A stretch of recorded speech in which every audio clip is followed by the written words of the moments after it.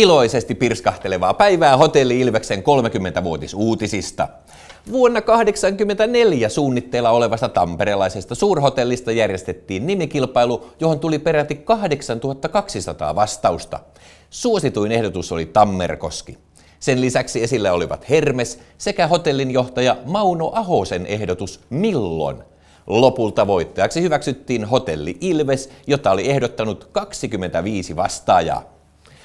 Paikallaan seisova reporterimme Simppa on Tampereen keskustorilla. Ovatko ihmiset tähän nimeen tyytyväisiä? Kyllä, olen seissyt täällä jo tunnin, eikä kukaan ole valittanut. Hienoa. Hotelli Ilvestä on kansan parissa kutsuttu muillakin nimillä. 80-luvulla yleisiä olivat Tornihotelli ja Verkahotelli. Sen jälkeen on kuultu muun muassa ilmaisuja Mansen majakka ja Tampereen torahammas. Hotelli Ilveksen Ilves viittaa eläimeen, ei urheilujoukkueeseen. Miten Tappara-fanit suhtautuvat tähän nimeen? Kysyin asiaa Tapparan mies Timo Jutilalta.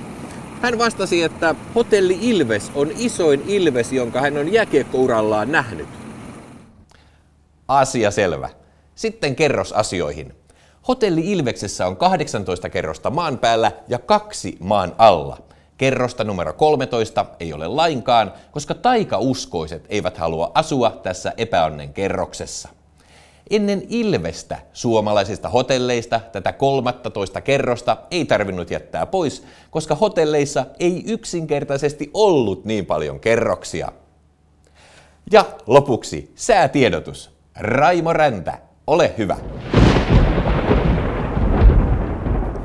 Huoneessa numero 308 on nyt noin 21 astetta lämmintä, mutta jahka pattereita vähän säädetään, niin lämpötila nousee jopa 24 asteeseen. Lavuaarin kohdalla paikoin sadetta. Tässä tämänkertaiset Hotelli Ilveksen 30-vuotisuutiset. Näkymiin!